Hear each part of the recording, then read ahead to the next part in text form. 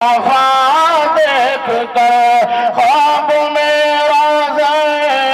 مصطفیٰ دیکھ کر بلبل باغ طیبہ چہکنے لگا سبحان اللہ سبحان اللہ طیبہ چہکنے لگا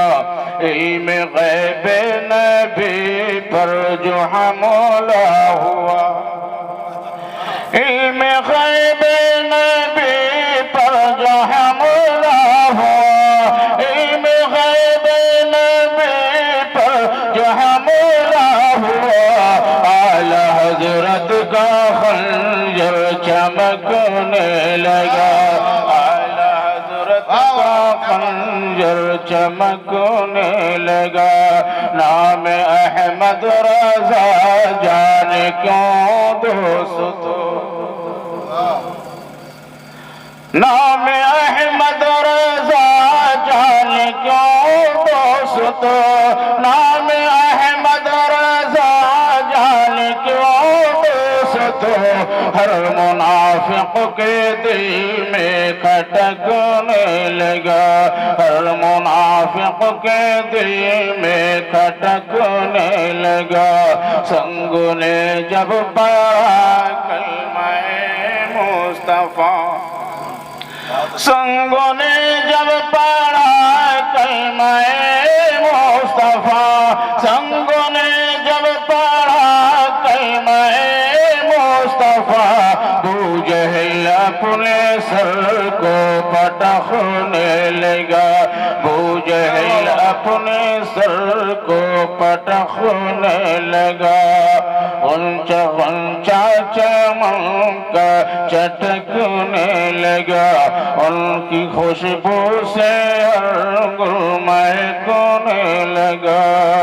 ان الدین عند اللہ الاسلام بے شک دین اللہ کے نزدیک اسلام ہے ادیان کثرت سے پائے جا رہے ہیں مذاہب کی تعداد بہت زیادہ ہے مگر مذہبوں میں سب سے اچھا مذہب مذہب اسلام ہے دینوں میں سب سے اچھا دین دین اسلام ہے یہی دین اسلام حضرت آدم علیہ السلام لے کر آئے یہی دین اسلام حضرت نوح علیہ السلام لے کر آئے یہی دین اسلام حضرت ابراہیم علیہ السلام لے کر آئے یہی دین اسلام حضرت اسماعیل علیہ السلام لے کر آئے یہی دین اسلام حضرت عیسیٰ علیہ السلام لے کر آئے حضرت آدم علیہ السلام سے لے کر حضرت عیسیٰ علیہ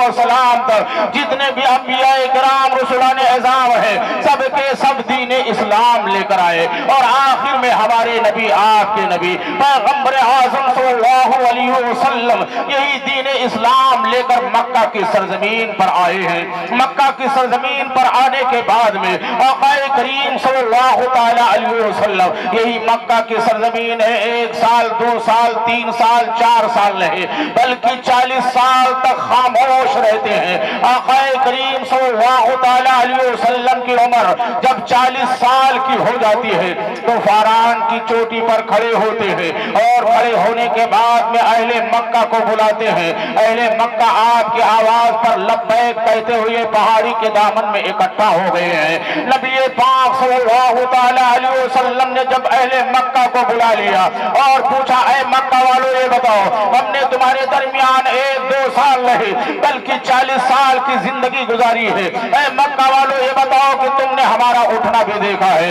تم نے ہمارا بیٹھنا بھی دیکھا ہے تم نے ہمارا کھانا بھی دیکھا ہے تم نے ہمارا پینا بھی دیکھا ہے تم نے ہمارا جاگنا سونا بھی دیکھا ہے تم نے ہمارا سب کچھ دیکھا ہے اے مکہ والے یہ بتاؤ کہ تم لوگوں نے مجھے کیسا پایا ہے مکہ والوں نے بیک زبان ہو کر کہا تھا اے محمد بن عبداللہ ہم نے آپ کو صادق پایا ہے ہم نے آپ کو امین پایا ہے نبی پاک صلی اللہ تعالی علیہ وسلم 40 سال کی عمر میں مکہ والوں سے اپنی شخصیت کے بارے میں پوچھ رہے ہیں کہ تم لوگوں نے مجھے کیسا پایا ہے لوگوں نے کہا ہم نے آپ کو صادق پایا ہے ہم نے آپ کو امین پایا حضرات 40 سال کے بعد میں آپ نے مکہ والوں سے پوچھا تھا اس سے ہمیں اور آپ کو کیا سبق ملتا ہے نبی پاک کی یہ سیرت ہمیں اور آپ کو بتا رہی ہے کہ جو دین کا رہبر ہو پیشوا ہو تعلیم حاصل کرنے کے بعد قوم کے بیچ میں رہنے کے بعد اپنی بات شریعت کے مطابق اگر منوانا چاہتا ہے تو پہلے اپنا کردار پیش کرے، پہلے اپنا عمل پیش کرے۔ جب قوم اس کے عمل و کردار کو دیکھ لے گی، پہچان لے گی، شریعت کی بات کرے گا تو قوم بہت آسانی کے ساتھ مانے گی۔ پیارے آقا صلی اللہ علیہ وسلم کی یہ سیرت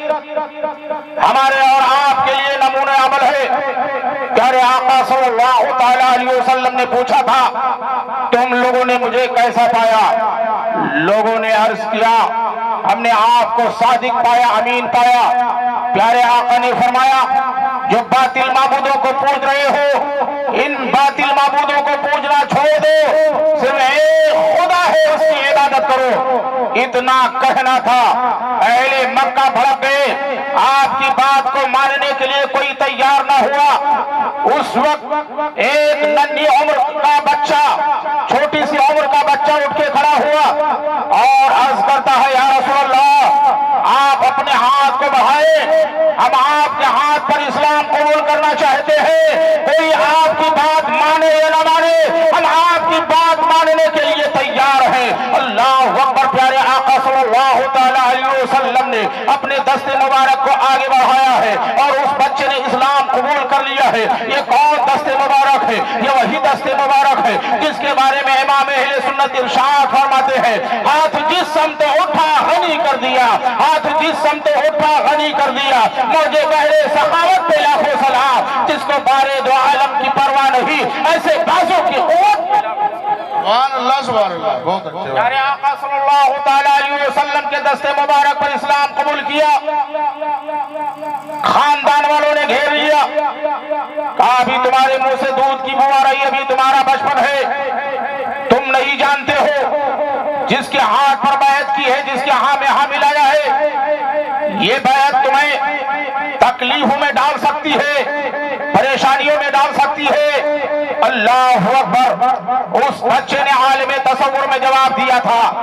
اے خاندان والوں، اے مکہ والوں، ہوش پر آواز ہو جاؤ، میری بات کو دھیان سے سنو، سنیے آج میں نے جس کے ہاتھ پر بیعت کی ہے، جس کے ہاں میں ہاں ملا لیا ہے، اگر جنگ بدر میں تلوار چلانے کی باری آئے گی تو میں چلاؤں گا، جنگ احد میں تلوار چلانے کی باری آئے گی تو میں چلاؤں گا، جنگ حنین میں تلوار چلانے کی باری آئے گی تو میں چلاؤں گا، بستر نبوت پر قبر نبوت کی رات ہوگی، بستر نبوت لیٹنے کی باری آئے گی تو میں لیٹوں گا۔ اور یہی رہی کربلا کے میدان میں جب یزیدیوں کا فتنہ زبردست بڑھے گا تو میرا ایک ایک بچہ کربلا کے میدان میں جام شہادت نوش کرتا رہے گا اور اسلام کے آبروں کو بچاتا رہے گا۔ واہ واہ واہ واہ، سبحان اللہ۔ نعرہ تکبیر، نعرہ رسالت، علماء اہل سنت۔ جانتے ہو وہ بچہ کون تھا؟ سبحان اللہ، بہت اچھا۔ کوئی ایسا ویسا بچہ نہیں بلکہ تاریخ میں جس کا نام علی بتایا جاتا ہے، حضرت مولا علی رضی اللہ تعالیٰ عنہ ہے، جس کے بارے میں پیارے آقا صلی اللہ علیہ وسلم کی پیاری حدیث ہے، میرے آقا ارشاد فرماتے ہیں انا مدینۃ العلم وعلی ابوابها، میں علم کا شہر ہوں اور علی اس کا دروازہ ہے۔ حضرت مولا علی رضی اللہ تعالیٰ عنہ کے علم کے تعلق سے کتابوں میں آیا ہے پورے قرآن کے علم کو اکٹھا کر لیا جائے تو پورے قرآن کا علم جو ہے سورہ فاتحہ میں موجود ہے، سورہ فاتحہ کے علم کو اکٹھا کر لیا جائے تو پورے قرآن کا علم بسم اللہ الرحمن الرحیم میں موجود ہے، اور بسم اللہ الرحمن الرحیم کے علم کو اکٹھا کر لیا جائے تو بسم اللہ کے با میں پورے قرآن کا علم موجود ہے، اور بسم اللہ کے با کے علم کو اکٹھا کر لیا جائے تو پورے قرآن کا علم بسم اللہ کے با کے نیچے جو چھوٹا سا نقطہ بظاہر نظر آ رہا ہے اس نقطے میں پورے قرآن کا علم ہے، اور اس کا علم حضرت مولا علی رضی اللہ تعالیٰ عنہ۔ آپ ذرا سوچو حضرت مولا علی رضی اللہ تعالیٰ عنہ کے علم کا یہ معاملہ ہے، آپ نے اسلام قبول کر لیا، پیغمبر اعظم صلی اللہ تعالیٰ علیہ وسلم اسلام کی دعوت دیتے رہے، اسلام بڑھتا رہا، اسلام کا گلشن ہرا بھرا ہوتا رہا، مذہب اسلام ارتقائی منزلوں کو طے کرتا رہا، فروغ پاتا رہا، یہاں تک کہ اسلام میں داخلہ لینے والے حضرت بلال حبشی ہے، حضرت خباب ہے، حضرت سمیہ خاتون ہے، حضرت خبیب ہے، جن لوگوں نے اسلام میں داخلہ لیا ان کو اس دور میں ستایا گیا، اس دور میں انہیں تکلیفیں دی گئی۔ اے شیو پور بنکٹ کے مسلمانوں، آج ہم ایک مسلمان گھرانے میں پیدا ہوئے، ہمارا باپ کلمہ پڑھتا تھا، ہم بھی کلمہ پڑھنا شروع کر دیے، ہمارا باپ روزہ رکھتا تھا، ہم بھی روزہ رکھنا شروع کر دیے، ہمارا باپ نماز پڑھتا تھا، ہم بھی نماز پڑھنا شروع کر دیے، ہمارا باپ عمل خیر کرتا تھا، ہم بھی عمل خیر کرنا شروع کر دیے ہیں۔ اسلام کے خاطر نہ ہمارا گھر لوٹا گیا، نہ ہمیں مارا گیا، نہ ہمیں ستایا گیا، نہ ہمیں یتیم کیا گیا،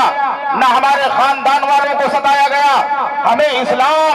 بہت آسانی کے ساتھ مل گیا۔ ایک مسلمان گھرانے میں ہم نے جنم لیا، بہت آسانی کے ساتھ یہ اسلام ہمیں اور آپ کو ملا ہے۔